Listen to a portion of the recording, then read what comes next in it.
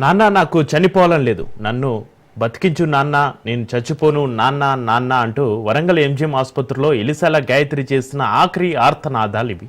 కుమార్తె మరణించి 2 రోజులు గడిచిన అమ్మ నాన్నల చెవులకు ఆ మాటలు ఇంకా వినిపిస్తూనే ఉన్నాయి. పర్వతగిరి మండలం అన్నారం షరీఫ్ గ్రామంలో వెలుపుగొండ స్వామితో కలిసి గడ్డి మందు తాగిన ఎలిసాల గాయత్రి ఆత్మహత్య కన్నవారికి తీరని శోకాన్ని మిగిల్చింది. వరంగల్ ఎనుమాముల ఇంద్రమ్మ కాలనీకి చెందిన యువతి ఇంటర్ మధ్యలోని ఆపేసి ఇంట్లో ఉంటుంది. వీరి ఇంటి ఎదురుగా ఉండే డీసీఎం డ్రైవర్ వెలుపుగొండ స్వామికి పెళ్లే 2 కొడుకులున్నారు. అయినా గాయత్రికి మాయమాటలు చెప్పి లోపరుచుకుని ప్రేమాయణం సాగించాడు.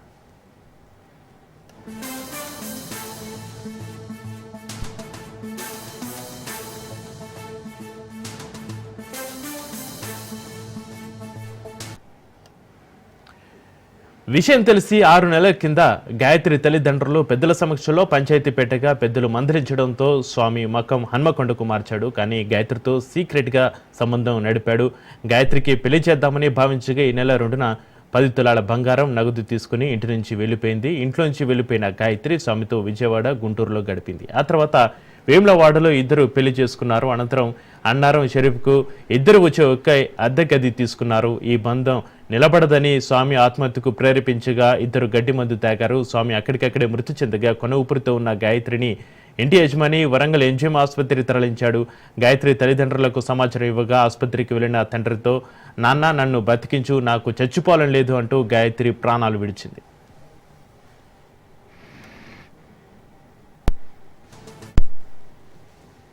ఈ ఘటన సంబంధించి మరింత సమాచారాన్ని మా ప్రతినిధి చంద్రశేఖర్ ఫోన్లైన్ అందిస్తారు. చంద్రశేఖర్.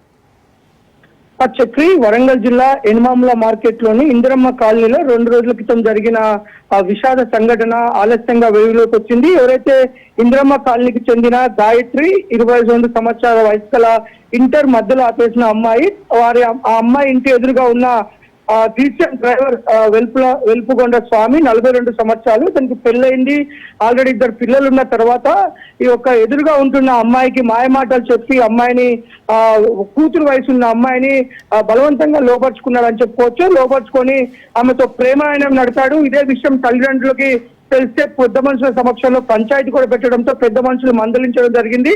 అక్కడ నుంచి అతను వెలుపుకొండ స్వామి తను హన్మకొండకు మకాం మార్చిన తర్వాత కూడా ఈ అమ్మాయితో ఉన్న పరిచయాన్ని తిరిగి కంటిన్యూ చేశాడు. ఈ లోపు అమ్మాయిని పెళ్లి చేసుకునే విధంగా ప్రేరేపించడంతో అమ్మాయికి పెళ్లి సంబంధాలు చూస్తున్నప్పటికీ ఈ నెల 2వ తారీఖు నాడు అమ్మాయి 10 తులాల బంగారం, కొంత నగదు పట్టుకొని తనతో వెళ్ళిపోవడం జరిగింది. స్వామితో వెళ్ళిపోవడంతో వీరు గుంటూరు తదితర ప్రాంతాలన్నీ తిరిగి వచ్చి వేములవాడలో వారు పెళ్లి చేసుకున్నారు. పెళ్లి చేసుకున్న తర్వాత అన్నారం షరీఫ్ దగ్గర ఒక రూమ్ తీసుకొని అక్కడ కిరాయికి ఉంటున్నారు. కిరాయికి ఉండి ఇద్దరు అక్కడ సహజీవనం చేస్తూ పెళ్లి చేసుకుని అక్కడ జీవిస్తూ ఆ అమ్మాయిని ఒక విధంగా ప్రేరేపించాడు. మన బంధం సరైనది కాదు, మనము చనిపోవడమే కరెక్ట్ అని అమ్మాయిని ప్రేరేపించడంతో 2 పురుగుల మందు తాగి చనిపోవడం జరిగింది. అక్కడికక్కడే స్వామి చనిపోయాడు. అమ్మాయి కొన ఊపిరితో ఉన్న అమ్మాయిని ఎంజిఎం హాస్పిటల్లో చేర్చినప్పుడు అక్కడ అమ్మాయి మాట్లాడిన మాటలు అయితే తల్లిదండ్రులతో పాటు అక్కడ ఉన్న వారందరికీ కూడా విషాదం అయితే నింపిందని చెప్పుకోవచ్చు. కొంత మానవ సంబంధాలు దెబ్బతింటున్నాయి. కూతురు వయసున్న అమ్మాయిని ఈ విధంగా లోపరుచుకొని అమ్మాయి చావు కారణమవటము, అనేక కారణాలు ఇటు మానవ సంబంధాలు దెబ్బతింటము, ఇటు వయసుకు వచ్చిన పిల్లల్ని కూడా తల్లిదండ్రులు గమనించకపోవడంతో ఇలాంటి సంఘటనలు జరుగుతున్నాయి. పేరెంట్స్ కూడా పిల్లల పట్ల శ్రద్ధ వహించాలని చెప్తున్నారు. Chakri. Right, thank you Chandrasekhar.